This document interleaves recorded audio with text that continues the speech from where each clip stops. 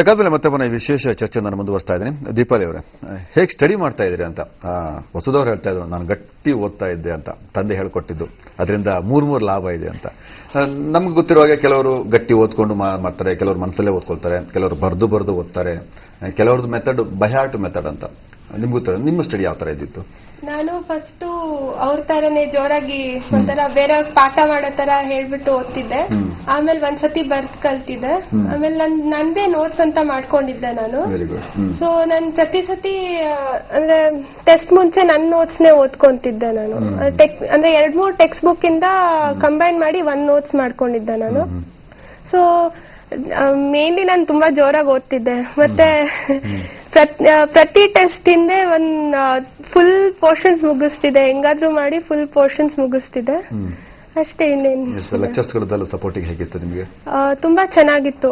ಅಂದ್ರೆ ಏನಾದ್ರೂ ಕ್ಲಾಸ್ ಏನಾದ್ರೂ ಮಿಸ್ ಮಾಡಿದ್ರೆ ಇನ್ನ ನೆಕ್ಸ್ಟ್ ದಿನ ಹೋಗ್ಬಿಟ್ಟು ತಿರ್ಗಾ ಹೇಳಿಸ್ಕೊಬೋದಿತ್ತು. ಉದ್ದೇಶಪಟ್ಟು ಏನಾದ್ರು ಮಿಕ್ಸ್ ಮಾಡ್ತಿದ್ರೆ? ಇಲ್ಲ ಬಂಕ್ ಮಾಡಿಲ್ಲ.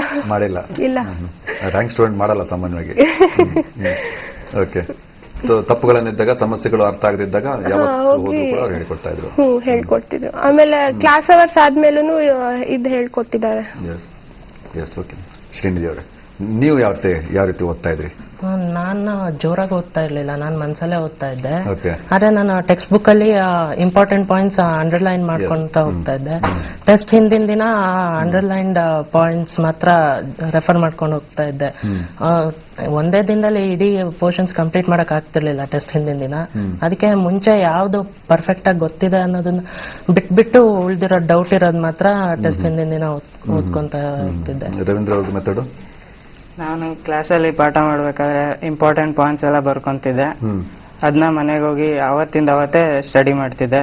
ಮತ್ತೆ ಟೆಕ್ಸ್ಟ್ ಬುಕ್ ಪೂರ್ತಿ ಓದ್ತಿದ್ದೆ, ಅಂಡರ್ಲೈನ್ ಮಾಡ್ತಿದ್ದೆ, ಅವತ್ತಿಂದ ಅವತ್ತೇ ಮುಗಿಸ್ತಿದ್ದೆ. ಸೊ ಟೆಸ್ಟ್ ಟೈಮ್ ಬಂದಾಗ ರಿವೈಸ್ ಮಾಡೋಕೆ ಈಸಿ ಆಗ್ತಾ ಇತ್ತು. ಕಂಬೈನ್ಡ್ ಸ್ಟಡಿ ಅಂತ ಯಾರು ಮಾಡ್ತಾ ಇಲ್ಲ ಆಗಿತ್ತು? ಕಂಬೈನ್ ಸ್ಟಡಿ ಮಾಡಿದ್ರೆ ಮಾತಾಡ್ತಾ ಕುತ್ಕೊಂಡ್ಬಿಡ್ತೀನಿ. ಸ್ಟಡಿ ಮಾಡಕ್ ಹೋಗೋದು, ಮಾತಾಡ್ಲಿಕ್ಕಲ್ಲ. ಸ್ಟಡಿ ಮಾಡಲ್ಲ. ಯಾಕೆ ಮಾಡಲ್ಲ? ಮಾಡ್ಬೇಕು. ಆಗಲ್ಲ. ಯಾಕಾಗಲ್ಲ? ಒಳ್ಳೆ ಸ್ನೇಹಿತರು ಸಿಕ್ಕಿದ್ರೆ ಒಳ್ಳೆ ಸ್ನೇಹಿತರ ಜೊತೆ ಕಂಬೈನ್ ಸ್ಟಡಿ ಮಾಡ್ಬೋದಲ್ವಾ? ಏನಾದ್ರೂ ಮಾತು ಬಂದ್ಬಿಡುತ್ತೆ, ಹಂಗೆ ಮಾತಾಡ್ಕೊಂಡಿರ್ತೀವಿ. ಓಕೆ, ಸೊ ಆತರ ಕಂಬೈನ್ ಸ್ಟಡಿ ಯಾರು ಮಾಡಿಲ್ಲಾಗಿದೆ. ಟ್ಯೂಷನ್ ತೆಗೆದುಕೊಂಡಿದ್ರಿ, ಟ್ಯೂಷನ್ ಕೂಡ ನಿಮ್ಗೆ ತುಂಬಾ ಉಪಕಾರ ಆಗಿದೆ. ಮತ್ತೆ study method is very important. Madam ಹೇಳಿ ಹೇಳ್ತೀರಿ. ಇದ್ರ ಜೊತೆಗೆ ಇನ್ನೊಂದೇನಂತ ಹೇಳಿದ್ರೆ, ಅಂತ ಒಂದು ಅಧ್ಯಾಪಕ ವೃಂದ ಸಿಗುವಂತದ್ದು ಕೂಡ ವಿದ್ಯಾರ್ಥಿಗಳಿಗೆ ಬಹಳ ಮುಖ್ಯ. ಆ ಅಧ್ಯಾಪಕರು ಮತ್ತು ವಿದ್ಯಾರ್ಥಿಯ ನಡುವಿರತಕ್ಕಂಥ ಒಂದು ಫ್ರೆಂಡ್ಶಿಪ್ ಅನ್ನುವಂಥದ್ದು ಅದು ಕೂಡ ಬಹಳ ಮುಖ್ಯವಾಗಿರುತ್ತೆ. ನಾವು ಬಹಳಷ್ಟು ಲೆಕ್ಚರ್ಗಳನ್ನ ಇವತ್ತು ನೋಡ್ತೀವಿ. ನಾವು ಕೆಲವರು ಹೇಳ್ತಾರೆ, ನಿಮ್ಗೆ ಏನೇ ಡೌಟ್ಸ್ ಇದ್ರಮ್ಮ ರಾತ್ರಿ ಎಷ್ಟೊತ್ತಾದ್ರೂ ಸಮಸ್ಯೆ ಇಲ್ಲ, ಫೋನ್ ಮಾಡು, ನಾನು ಉತ್ತರ ಹೇಳ್ತೀನಿ. ಆ ಒಂದು ಕಾನ್ಫಿಡೆನ್ಸ್ ನಾವು ಕೊಟ್ಟಾಗ್ಲೇನೆ ಮಕ್ಕಳಿಗೆ ಧೈರ್ಯ ಬರುತ್ತೆ ಓದೋದಕ್ಕೆ. ಕೇಳಬಹುದು, ಯಾಕೆಂದ್ರೆ ಹುಡುಗರಿಗೆ ಕ್ಲಾಸ್ ಅಲ್ಲಿ ಡೌಟ್ಸ್ ಕೇಳೋದಕ್ಕೂ ಬಹಳ ಭಯ ಇದೆ. ಸುಮಾರು ಜನ ಮಾತಾಡೋದಿಲ್ಲ. ಅಂದ್ರೆ ಮಾತಾಡೋದು ಅಂದ್ರೆ ಸುಮ್ನೆ ಮಾತಾಡೋರಿದ್ದಾರೆ ಕೆಲವರು. ಆದ್ರೆ ಡೌಟ್ಸ್ ಅಂತ ಕೇಳ್ಬೇಕಾದ್ರೆ ಅವ್ರಿಗೆ ಏನ್ ಅನ್ಕೊಂಡ್ ಬಿಡ್ತಾರೋ ಬೇರೆಯವರು ಅನ್ನೋ ಭಯ ಎಲ್ಲ ಇರುತ್ತೆ.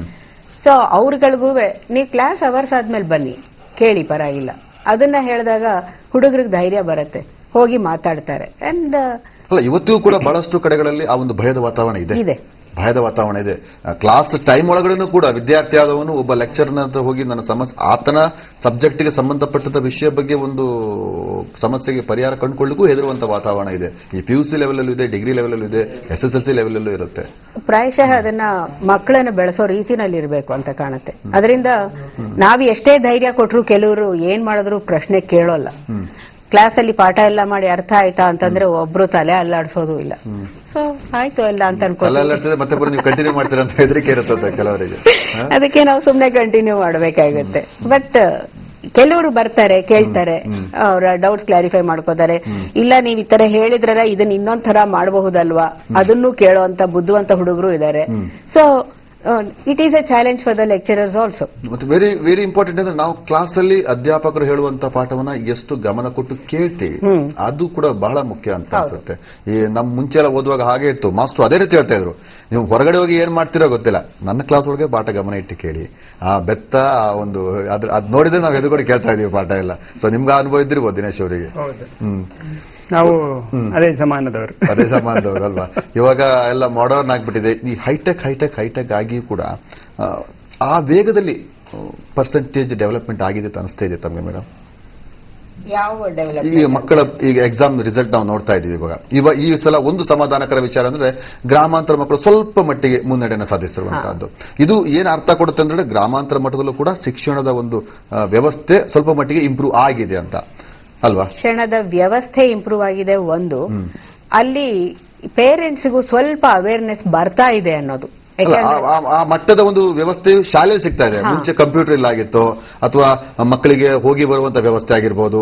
ಶಿಕ್ಷಣ ಈಗ ಇವತ್ತು ಎಷ್ಟೋ ಜನ ಇವತ್ತು ನಾವು ಇಡೀ ರಾಜ್ಯ ಕಾಂಕ್ರೀಟೀಕರಣ ಆಗ್ತಾ ಇವತ್ತು ಕೃಷಿ ಮಾಡೋ ಜಾಗನೇ ಇಲ್ಲ, ಹಾಗಾಗಿ ಸಿಟಿಗೆ ಬರ್ತಾ ಇರ್ತೀವಿ. ಇಲ್ಲ ಕೃಷಿ ಮಾಡಕ್ಕೆ ಭೂಮಿ ಇಲ್ಲ, ಜೀವನ ಮಾಡಬೇಕು ಅಂತಂದ್ರೆ ಹೊಟ್ಟೆ ಮಾತು ಕೇಳಲ್ಲ, ಹೊಟ್ಟೆ ಅದನ್ನ ಸಮಾಧಾನ ಪಡಿಸಬೇಕಂದ್ರೆ ನಾವು ದುಡಿಲೇಬೇಕು. ವಿದ್ಯಾಭ್ಯಾಸ ಕಲಿತಾರೆ. ಬರೋದಕ್ಕೆ ಮುಂಚೆ ಎಲ್ಲ 5-10 ಕಿಲೋಮೀಟರ್ ನಡ್ಕೊಂಡು ಬರ್ತಾ ಇದ್ರು, ಸೈಕಲ್ ಹೊಡಿತಾ ಇದ್ರು. ಇವತ್ತು ಎಲ್ಲ ರೀತಿಯಲ್ಲೂ ಡೆವಲಪ್ಮೆಂಟ್ ಆಗಿದೆ. ಅದು ಕೂಡ ಮಕ್ಕಳನ್ನ ಶಾಲೆ ಎಳಿತಾ ಇರಬಹುದು, ಎಳಿತಾ ಇದೆ. ಆದ್ರೆ ಅದೇನೆ ಈಗೇನಾಗಿದೆ, ಕೆಲವು ಪೇರೆಂಟ್ಸ್ಗೆ ಅವೇರ್ನೆಸ್ ಇರುವಾಗ ಅವರು ಸ್ವಲ್ಪ ಅದ್ರ ಕಡೆಗೆ ಒತ್ತು ಕೊಡ್ತಾರೆ. ಈಗ ಇವ್ರು ಹೇಳಿದ ಹಾಗೆ ಪೇರೆಂಟ್ ಅವರ ಮಕ್ಕಳ ಹಿಂದೆ ನಿಂತು ಈ ತರ ಓದು, ಈ ತರ ಮಾಡು, ಪ್ರತಿಯೊಂದನ್ನು ಹೇಳ್ತಾರೆ. ನಮ್ಮಲ್ಲಿನೇ ಬರ್ತಾರೆ ಎಷ್ಟೋ ಜನ ಪೇರೆಂಟ್ಸ್ಗೆ, ಅವರು ಓದಿರೋದಿಲ್ಲ ಮಕ್ಕಳು, ಇವ್ರು ಫಸ್ಟ್ ಟೈಮ್ ಕಾಲೇಜ್ ಓದ್ತಾ ಇರೋದು ಅವರ ಇದ್ರೊಳಗೆ ಮನೆಯಲ್ಲಿ. ಅಂಥವರಿಗೆ ಪೇರೆಂಟ್ಸ್ಗೆ ಹೇಳೋದಕ್ಕೆ ಗೊತ್ತಾಗಲ್ಲ, students they take it for easily. ಅವಾಗ ಅಂತ ಇದ್ರೊಳಗೆ ಕಷ್ಟ ಆಗುತ್ತೆ. ಅದರ್ವೈಸ್ ಸ್ವಲ್ಪ ಒಂಥರ ಮಕ್ಕಳಿಗೆ ಬರ್ತಾ ಇದೆ, ಓದ್ಬೇಕು, ಮುಂದೆ ಬರಬೇಕು, ಕಾಂಪಿಟಿಷನ್ ಇಷ್ಟಿದ್ದಾಗ ಆಗಲ್ಲ ಇಲ್ದೆ ಹೋದ್ರೆ, ನಾವು ಓದ್ದೆ ಹೋದ್ರೆ ಅನ್ನೋದು ಬರ್ತಾ ಇದೆ, which is A real improvement ಅಂತ ನಮಗನ್ಸುತ್ತೆ.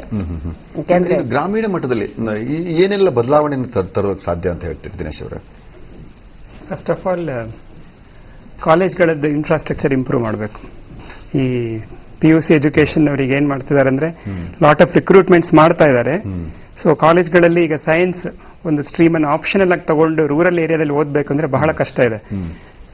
ಮತ್ತೆ ಟೆಕ್ಸ್ಟ್ ಬುಕ್ಸ್ ಎಲ್ಲ ಇಂಗ್ಲಿಷ್ ನಲ್ಲೇ ಇರೋದ್ರಿಂದ ಕನ್ನಡ ಮೀಡಿಯಂ ಸ್ಟೂಡೆಂಟ್ಸ್ಗೆ ಒಂದ್ ವೇಳೆ ಅವರು PUC ಕನ್ನಡದಲ್ಲೇ ಮಾಡಬೇಕು ಅಂತಿದ್ರೆ ನಮಗೆ ಟೆಕ್ಸ್ಟ್ ಬುಕ್ಸ್ ಅವೈಲಬಿಲಿಟಿ ಬಹಳ ಕಡಿಮೆ ಇರಬಹುದು. ಸೊ ಕನ್ನಡ ಮೀಡಿಯಂನಲ್ಲಿ ಅರ್ಥ ಆಗೋ ಭಾಷೆಯಲ್ಲಿ ಟೆಕ್ಸ್ಟ್ ಬುಕ್ಸ್ ಗಳನ್ನ ರೆಡಿ ಮಾಡೋದು, ಟೀಚರ್ಸ್ ಅನ್ನ ರಿಕ್ರೂಟ್ ಮಾಡೋದು, ಕಾಲೇಜ್ಗಳಲ್ಲಿ ಒಂಥರ ಡಿಸಿಪ್ಲಿನ್ ಕ್ರಿಯೇಟ್ ಮಾಡಿ ಸೈನ್ಸ್ ಎಜುಕೇಶನ್ಗೆ ಲ್ಯಾಬ್ ಫೆಸಿಲಿಟೀಸ್ ಅನ್ನ ರೂರಲ್ ಏರಿಯಾದಲ್ಲಿ ಪ್ರೊವೈಡ್ ಮಾಡಿದ್ರೆ definitely rural student can also be as good as A city student. ಮತ್ತೆ ಕೆಲವು ಸಲ ಈ PUC ಹಂತದಲ್ಲಿ ಸಿಲೆಬಸ್ ಚೇಂಜ್ ಆಗುವಂತದ್ದು ಕೂಡ ಲಿಂಕೇ ಇರುವುದಿಲ್ಲ ಕೆಲವು ಸಲ. ಅದ್ರ ಬಟ್ ಈ ಸಲ ಅಂತೂ PUC ಬಹಳ ಕಷ್ಟ ಆಗಿರ್ಬೋದು. ಲಿಂಕ್ ಇಲ್ಲ ಅಲ್ಲ, ಅದೇನಾಗಿದೆ CBSE ಸಿಲೆಬಸ್ ಅಲ್ಲ, ಯಾರಿಗೆ ತೊಂದರೆ ಆಗುತ್ತೆ ಅಂತ ಹೇಳಿದ್ರೆ ಅಪ್ ಟು 10th ತನಕ ಕನ್ನಡ ಮೀಡಿಯಂ ಓದ್ಕೊಂಡು ಬಂದವನಿಗೆ ತುಂಬಾ ತೊಂದರೆ ಆಗುತ್ತೆ. ಇಲ್ಲ ಹಾಗಲ್ಲ, ಈಗ CBSE ಸಿಲೆಬಸ್ ನ ಇಲ್ಲಿ ಅಡಾಪ್ಟ್ ಮಾಡ್ಕೊಂಡಿದ್ದಾರೆ ಸ್ಟೇಟ್ ಅಲ್ಲಿ. ಈಗ ಅಲ್ಲಿ 9th ಅದು ಬಂದಿದೆ ಅಷ್ಟೇನೆ, ಇನ್ನು 10th ಅವ್ರು ಬಂದಿದೆ ಅಂದ್ರೆ ಇದ್ರೊಳಗೆ ಬರ್ತಾ ಇರೋದು ಸ್ಟೇಟ್ ಸಿಲೆಬಸ್ ಓದ್ತಾ ಇದ್ದವರಿಗೆ, ಅವರಿಗೆ ಸ್ವಲ್ಪ ಗ್ಯಾಪ್ ಅಂತ ಆಯ್ತು. ಅದರ್ವೈಸ್ ಪ್ರತಿ ಸರ್ತಿ ಆ ತರ ವ್ಯತ್ಯಾಸ ಏನು ಬರೋಲ್ಲ. ಒಂಥರ ಅಲ್ಲಿ ಸೈನ್ಸ್ ಅಲ್ಲಿ ಓದಿದ್ದಕ್ಕಿಂತನೂ PUC ಬಂದಾಗ ಸಿಕ್ಕಾಪಟ್ಟೆ ಏನೋ ಜಂಪ್ ಆಗೋಯ್ತು ಅನ್ನೋ ತರ ಇರಲ್ಲ. ಬಟ್ ಈ ಸರ್ತಿ ಸ್ವಲ್ಪ ಆ ತರ ಆಗಿದೆ ವ್ಯತ್ಯಾಸ. ಇನ್ನು 1 ವರ್ಷ 2 ವರ್ಷದಲ್ಲಿ ಅದೂ ಸರಿ ಹೋಗ್ಬಿಡುತ್ತೆ, ಯಾಕಂದ್ರೆ ಆ ಹುಡುಗರು ಅಲ್ಲಿಗೇನೆ ಅದನ್ನೇ ಓದ್ಕೊಂಡು ಬರ್ತಾ ಇದ್ದಾರೆ ಈಗ. ಆ ತರ ತೊಂದರೆ ಆಗೋಲ್ಲ. ಬಟ್ ಹುಡುಗರಿಗೆ ಅದನ್ನ ಅಡಾಪ್ಟ್ ಮಾಡ್ಕೊಳ್ಳೋದಕ್ಕೆ ಮತ್ತೆ ಟೀಚರ್ಸ್ಗೆ ಅವ್ರು ಅದನ್ನ ಫಸ್ಟ್ ಮಾಡ್ಕೋಬೇಕಾಗತ್ತೆ. ಯಾಕಂದ್ರೆ ಅವ್ರು ಇಷ್ಟು ವರ್ಷ ಹೇಳ್ಕೊಂಡ್ ಬಂದಿದ್ದಕ್ಕೂ ಇವತ್ತಿನ ದಿವಸದಕ್ಕೂ ಸ್ವಲ್ಪ ವ್ಯತ್ಯಾಸ ಇದೆ. ಕೆಲವು ಸಲ ಟೀಚರ್ ಗೊತ್ತಾಗ್ಬಿಡುತ್ತೆ, ಇವನ ಆಕ್ಟಿವಿಟೀಸ್ ನೋಡಿ ಅಥವಾ ಇವನ ಒಂದು ಇದು ನೋಡ್ಕೊಂಡೆ ಕ್ಲಾಸಲ್ಲಿ ಬೆಂಚಲ್ಲಿ ಕೂತ್ಕೊಳ್ಳೋ ಸ್ಟೈಲ್ ಅಲ್ಲೇ ಗೊತ್ತಾಗುತ್ತೆ, ಇವನು ಇಷ್ಟು ಮಾರ್ಕ್ಸ್ ತೆಗಿತಾನೆ, ಇವನು ರ್ಯಾಂಕ್ ಬರ್ತಾನೆ, ಇವನು ಫೇಲ್ ಆಗ್ತಾನೆ, ಇವನು ಜಸ್ಟ್ ಪಾಸ್ ಆಗ್ತಾರೆ. ನಾವು ಐಡೆಂಟಿಫೈ ಮಾಡಿರ್ತೀವಿ. ಇವಾಗ ಈ ಮಕ್ಕಳನ್ನೆಲ್ಲ ನಾವು ನೋಡಿದ್ವಿ ಅಂಡ್ ಉತ್ತೇಜನ ಕೊಡ್ತಾ ಇದ್ವಿ, ಕರೆದು ಮಾತಾಡ್ತಾ ಇದ್ವಿ. ನಿನಗೆ ಖಂಡಿತ ಬರುತ್ತಪ್ಪ, 1 in 10 ಬರ್ತೀಯ ನೀನು ಹೇಳಿದ್ವಿ ಈ ಹುಡುಗನಿಗೆ. ಇವ್ರಿಗೆಲ್ಲರಿಗೂ ಕರೆದು we have talk to them. ಮತ್ತೆ ಲಾಸ್ಟ್ ಒಂದು 2-3 days 72 hours ಎಕ್ಸಾಮ್ ಫೀವರ್ ಅನ್ನುವಂಥದ್ದು ನಮ್ಮ ಎಲ್ಲ ಲೆಕ್ಕಾಚಾರಗಳನ್ನ ತಲೆ ಕೆಳಗೆ ಮಾಡುತ್ತೆ. ಸೊ ಆ ಒಂದು ಟೈಮ್ ನೀವು ಹೇಗೆ ಸಪೋರ್ಟಿವ್ ಆಗಿದ್ದಿದ್ರಿ? ನಿಮ್ಮ ಮಗಳು ಹೇಗಿದ್ವು ಸ್ಟಡಿ ಮಾಡ್ತಿದ್ಲು? ಅವಳಿಗೊಂಥರ ಎಕ್ಸಾಮ್ ಫಿಯರ್ ಅಂತ ಇಲ್ಲ. She can take any exam any day any time, ಆ ತರ ಇದ್ಲು ಅವಳು. ಅಂತ ಏನಾಗ್ತಿತ್ತು ಅಂದ್ರೆ ಅವಳಿಗೆ ಪರ್ಫೆಕ್ಷನ್ ಇಲ್ಲ ಅಂದ್ರೆ ನಾನು ಎಕ್ಸಾಮ್ ತಗೊಳ್ಳಲ್ಲ, ಆ ಮೆಂಟಾಲಿಟಿ ಅವಳು. So she wanted to be perfect, ಆಮೇಲೆ ಅಷ್ಟೇ ಎಕ್ಸಾಮ್ ಅಟೆಂಡ್ ಆಗೋಳು ಅಂತ. ಮತ್ತೆ ಲಾಸ್ಟ್ ಮಿನಿಟ್ ಅಲ್ಲಿ ಓದೋದು ಹಾಗೆಲ್ಲ ಇಲ್ಲ. ಎಕ್ಸಾಮ್ 10 ಗಂಟೆಗೆ ಅಂದ್ರೆ 8 ಗಂಟೆಗೆ ಎದ್ದು ಆಮೇಲೆ ರೆಡಿಯಾಗಿ ಹೋಗೋಳು. ಎಕ್ಸಾಮ್ ದಿನ. ಬಟ್ ಯೂಶುವಲಿ ಅವಳದು ವರ್ಕಿಂಗ್ ಅವರ್ಸ್ ಎಲ್ಲ night up to 1 o'clock up to 2 o'clock. ಈ ಎಕ್ಸಾಮ್ ಹತ್ರ ಬರ್ತಾ ಇರುವಾಗ ನಾವು ಓದೋದು 2 ಗಂಟೆ 3 ಗಂಟೆ ಕ್ರಾಸ್ ಆಗುತ್ತೆ, ಆತರ ಮಾಡಬಾರ್ದು ಅಲ್ವಾ? ಆ ತರ ಇಲ್ಲ, ಬಟ್ ಅವಳದ್ದು ಡಯರ್ನಲ್ಲಿ ಇದೆ, ಹಾಗೆ ಇತ್ತು ಅವಳು. Yes, most of the studies are in the night and ಒಂಥರ ಕಾಮ್ ಇರುತ್ತೆ ಎನ್ವೈರನ್ಮೆಂಟ್, ಏನು ಡಿಸ್ಟರ್ಬೆನ್ಸ್ ಇರಲ್ಲ. She will finish everything. Then ಗಟ್ಟಿಯಾಗಿ ಓದಿದಾಗ ಜೋರ್ ಮಾಡಿಲ್ಲಾಗಿದ್ರೆ ಇಲ್ಲ, ಒಬ್ಳೆ ಮಗಳು ಇರ್ತಾಳಲ್ವಾ, ಗಟ್ಟಿಯಾಗಿ ಓದಿದ್ರೆ ಬೇರೆಯವರಿಗೂ ಡಿಸ್ಟರ್ಬ್ ಆಗಲ್ಲ. ಓಕೆ. ಹೇಗೆ ಎಕ್ಸಾಮ್ ಕ್ವಶನ್ ಪೇಪರ್ ಆನ್ಸರ್ ಮಾಡ್ಬೋತಾ?